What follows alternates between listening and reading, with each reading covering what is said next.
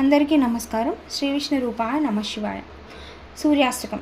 ఆదిదేవ నమస్తుభ్యం ప్రసీద మమ భాస్కర, దివాకర నమస్తుభ్యం ప్రభాకర నమోస్తుతే. సప్తాశ్వరథమారూఢం ప్రచండం కశ్యపాత్మజం, శ్వేతపద్మధరం దేవం తం సూర్యం ప్రణమామ్యహం.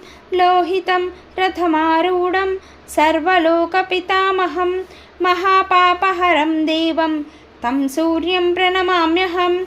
త్రైగుణ్యం చ మహాశూరం బ్రహ్మ విష్ణు మహేశ్వరం, మహాపాపహరం దేవం తం సూర్యం ప్రణమామ్యహం.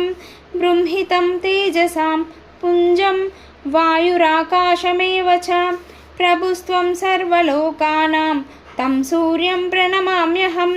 బంధూకపుష్పసంకాశం హారాకుండలభూషితం, ఏకచక్రధరం దేవం తం సూర్యం ప్రణమామ్యహం.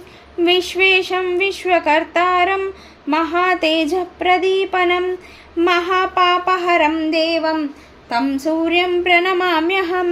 శ్రీవిష్ణుం జగతాం నాథం జ్ఞానవిజ్ఞానమోక్షదం, మహాపాపహరం దేవం తం సూర్యం ప్రణమామ్యహం. సూర్యాష్టకం పఠెన్నిత్యం గ్రహపీడా ప్రనాశనం, పుత్రో లభతే పుత్రం దరిద్రో ధనవాన్ భవేత్. ఆమీషం మధుపానం క్షయకరోతి రవేర్ధినే, సప్తజన్మ భవేద్రోగి జన్మ జన్మ దరిద్రత.